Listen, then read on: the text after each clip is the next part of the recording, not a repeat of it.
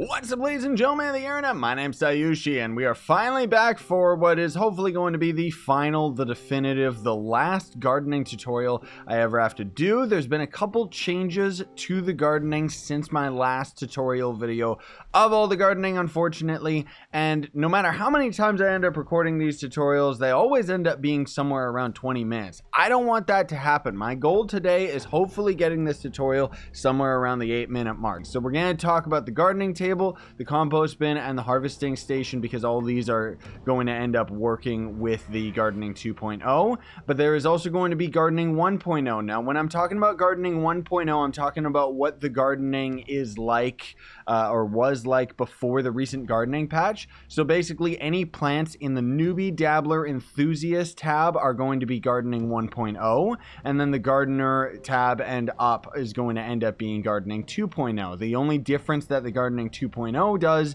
over the gardening 1.0 is that it adds a couple extra steps after, but we'll talk about those when we get there. So to start out the profession, you're going to see that you have a certain amount of skill points. By crafting plants and various items in the newbie category, you're going to end up increasing your skill points. You have to get to 50 skill points in order to end up unlocking the dabbler tab. And then from then on, you have to craft things in the dabbler tab to get another 50 points to unlock the next category, so on and so forth. You cannot just craft 300 things in the newbie tab and expect yourself to get all the way to mastery in gardening. So for starters, I'm going to tell you some of the basic mechanics of how all the gardening works. You're going to end up using water sponges. You basically craft these, throw them at the water, get a water block inside your building inventory. You can use these for building in your world, but we're going to be using them for gardening. Keep the mechanics in mind of how the water sponge works as we end up going into the further categories. Now that you have the water block in your inventory, you can craft Unripe Fertilizer Heap. You need water, mushroom chunk, and glim in order to craft this, and the reason that you have to craft the Unripe Fertilizer is because rich fertilizer is going to be required for certain plants later on. For the newbie tab, I'd recommend that you just craft yourself a bunch of grass, in which case you're going to need sunlight bulbs. You can find sunlight bulbs anywhere from permafrost and up. You can only get sunlight bulbs from the Peaceful Hill biome, which is going to look like this. It's kind of a darker green compared to the rest of the Arid biomes, and it's going to end up having the icon of a sunflower. So outside of cornerstones, you're looking for anything that's the size of a dungeon, and we refer to these as sunflower dungeons, and quite literally, they're going to end up having sunlight bulbs. This is a key resource for gardening. Thankfully, it's tradable, but man alive, you're going to be farming a lot of it. It is affected by gathering day, so keep that in mind. So once you crafted your 50 grass in order to end up progressing through the newbie category into the dabbler, you can end up placing the grass if you want, but honestly, you don't need to in order to progress. However, now that you're in the dabbler tab, plants are going to end up requiring either fertile ash or rich fertilizer. Fertile ash works the exact same as rich fertilizer, just instead you're going to use a lava sponge to get yourself a lava block so you can craft an ash pile. So now that we're in the dabbler tab and actually require fertilizer, I'm going to show you how these things work, and basically this is going to end up being the portion of the video where we talk about what gardening 1.0 is going to offer, and later gardening 2.0 is going to extend upon this. So for the fertilizer, you just put it down on the ground and you wait like 50,000 years for it to end up becoming ripe. This is where the Instagrower item ends up coming into play, which you can get out of the Instagrower Legendary Tome. What this will do is if you hold down the key, you're going to end up instantly growing any of the plants that are in your vicinity. So we just gotta wait for them all to fully grow. Ignore the video effects that's going on. That's just because I'm on PC. And now that they're complete, we just use our laser in build mode and we've got a bunch of rich fertilizer in our inventory. Certain plants will actually be affected by light. So if you end up putting plants underground, they just won't grow. While there's also going to end up being certain plants that will only grow underground. So I would just stick to the basic plants. The Instagrowers work on pretty much anything, so you can use them to grow your grass and grow your other plants later on as well. This is going to be very important when we get to gardening 2.0. The ash pile operates the exact same as the rich fertilizer, where you would place it on the ground, wait for it to grow, and then you'd get fertile ash out of it. So once you've crafted 50 plants in the dabbler tab, you would move up to the enthusiast. Now things get a little bit weird, but not really that complicated. The only difference is that now we have a plasma sponge, which does literally the exact same thing as all the other sponges that we've talked about. You'll use the plasma to make the plasma condenser, which basically is going to be the plasma version of fertilizer. It's going to end up growing into plasmic solution. Confusing, I know, but once you understand what it is, it's simple. There's also going to be the chocolate sponge, which originally was only used so that we could get chocolate blocks for our builds. So you won't see any crafting recipes for gardening 1.0 plants that end up taking chocolate blocks. It only affects gardening 2.0. Once you finally crafted 50 things in the enthusiast tab, you're gonna move up to gardener. This is where things get a lot more complicated. You can craft yourself the compost bin, the harvesting station, and the vegetable sink. The vegetable sink allows you to clean certain vegetables that you end up harvesting from gardener and up. You'll equip these for a limited time before they end up expiring, and they'll end up giving you stat boosts. The compost bin is going to operate the same as a loot collector, but instead for a bunch of different other items. So by using the compost bin on various resources that are already existing in the game, you're going to end up getting this right here, which is organic refuse. The refuse is used over here at the harvesting station. In the compost tab at the top, you're going to see compost heaps, which are going to basically be loot boxes you'll end up opening. I know it doesn't make much sense right now, but trust me, once we get all this out of the way, it's going to become a lot simpler. So out of these compost heap boxes, you're going to end up getting concentrated compost. If we head back to the gardening bench, concentrated compost is going to be a resource required for any of the plants in gardening 2.0. In order to craft a quality compost heap or a superior compost heap, you're going to actually need quality organic refuse and superior organic refuse. Heading back to the compost bin, the only way that you can get higher quality refuse is by actually using the compost bin on any of the gardening 2.0 items. A lot of the basic plants will end up going into the quality refuse, but in order to get superior, you're going to have to compost some big stuff. One of the best ways of doing this is by loot collecting allies that you get out of gardening, but we'll talk about these guys a little bit further down the line. The reason I'm going into so much extra detail about these compost heaps is because they're the lifeblood of gardening 2.0.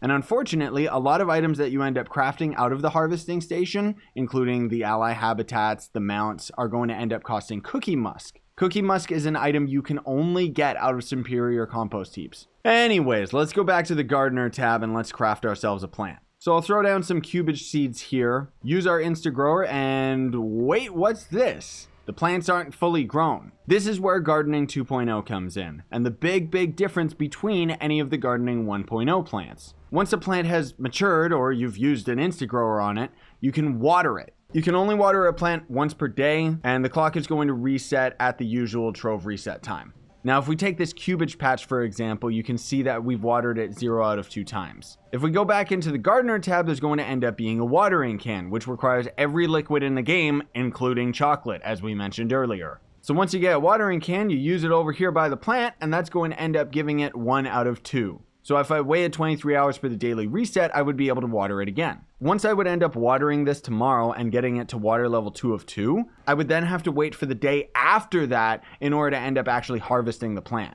Once you've harvested the plant, you're going to have to water it again, and then you can continuously harvest it, water it, until the plant ends up withering, and this one is going to end up dying in 7 days. So you can see right here, my cube on the corn is actually ready, so if I harvest it, now I have to water it again for 3 whole days. Each of the gardening 2.0 plants are going to end up requiring different watering levels, they're going to have different withering levels, but at the least they're consistently going to be watered once per day. By harvesting plants, you're going to have a chance of getting a Bobble Pod. A Bobble Pod is going to be a plant that you can put in your cornerstone, wait for it to grow, harvest it, throw it on the ground like a piñata, destroy it, and you'll end up getting a bunch of items. The most notable item is going to end up being different recipes for different plants. And by using plant recipes, you're going to end up basically unlocking different plants that you can end up crafting. Previously, you would be able to obtain Bobble Pods from harvesting grass out in the open world, but you're not going to be able to do that anymore. That's the big difference between this tutorial and my other one. So let's say you've crafted 50 plants in the gardener tab and you've moved up to green thumb. This is where it gets super duper difficult compared to the old gardening system,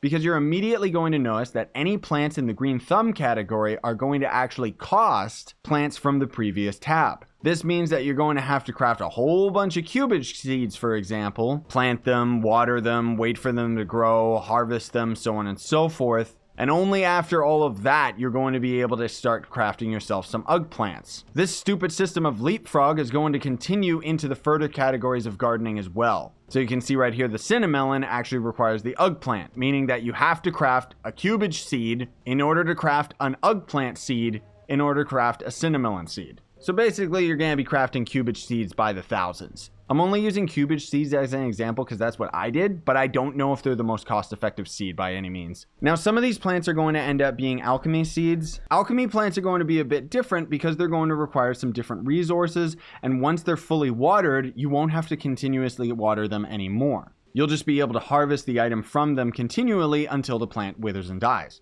So in the Gardener tab, these are going to end up costing Moonlight Bulb. Moonlight Bulb is a stupid new item that they added to the game that ends up being removed from your inventory if you log out for more than an hour. Because of this, I would only recommend that you go for Moonlight Bulbs when you need them and only go for the base amount that you need in order to craft what you want. You can find Moonlight Bulbs in any biome in the entire game, but I personally would recommend that you go to the desert biome just because they stand out like a sore thumb. Mods, of course, on PC are going to make this a lot easier just because we get this fancy little arrow. That's why the icon looks so messed up when we're trying to craft plants. So let's say after everything that you've done, you finally got yourself up to Gardening Skill 300 and unlocked the last category. You'll see that corner on the cube still takes Cinnamon, which was the same daisy chain that we went all the way from using cubage. I also want to mention at this moment that some alchemy plants are also going to end up requiring a resource called Moonlight Temper. And you're also going to see the everlasting watering can, which is basically going to operate the same as the normal watering cans, but it's infinite. Yet another item that's locked behind Cookie Musk. And now we're going to move right back to the harvesting station and talk about the compost heaps. The quality compost heap is going to end up having a chance to drop the Moonlight Temper, while the superior compost heap is the only one that can drop both a Moonlight Temper and Cookie Musk. As I mentioned earlier, you can use Cookie Musk to end up crafting the various mounts. Obviously, you want these just for mastery, but thank goodness they're tradable as well. But the tricky thing is going to be these ally habitats. So once you get your hands on tons of Cookie Musk, you can end up planting these down in your club world. And the cool thing is that you don't have to be a member of the club in order to end up harvesting from them. This means that on PC, at least for a couple weeks anyways, now it seems to be dead, we had the Gardening Hub Club as the main area where people would end up donating all of these ally habitats to them, and then they would just place them here by the hundreds. So what's going to happen with the ally habitats is they're going to end up having a chance to spawn an ally in them every day. Most times you'll harvest them and just get the basic ally out of it, but sometimes they'll have a very rare ally out of them. Unless you have a big community club sharing all of the ally habitats, honestly speaking, it's almost impossible to get the rare allies. And unfortunately, they're not tradable. But any extra allies that you have can end up being composted and give you some superior compost. So at least it gives you a chance of getting more Cookie Musk. There's also going to be some unique plants that can only spawn from the evolving alchemy plant, but in order to get this, you have to complete a bunch of gardening badges.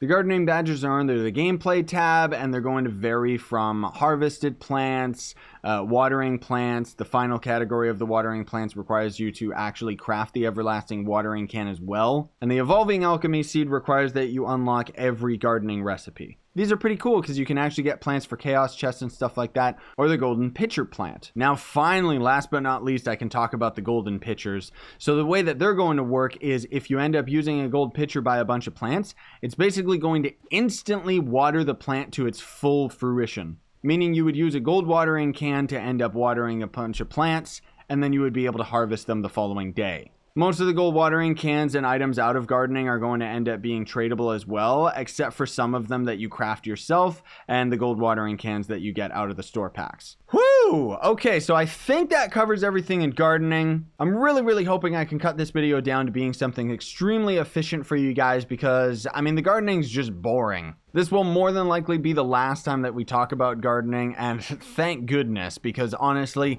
nobody asked for Gardening 2.0. The devs just put it in for some reason. Either way, I hope you guys found this video helpful. Most of all, this is directed for console players, because I know you guys were getting really frustrated about all this gardening stuff. For PC, we've already been messing with it for a while.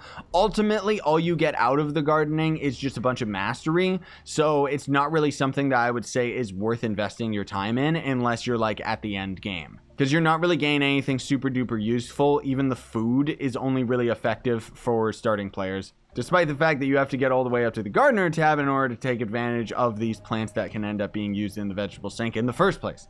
Whew. So thank you so much for watching. Very much appreciate it. Don't forget to like, sub, hit that notification bell. And if you guys want to support me, there's all sorts of ways you can do it. But more importantly than not, if you're a new Trove player and you just stumbled upon this tutorial, you can actually use that sign up link in the description below.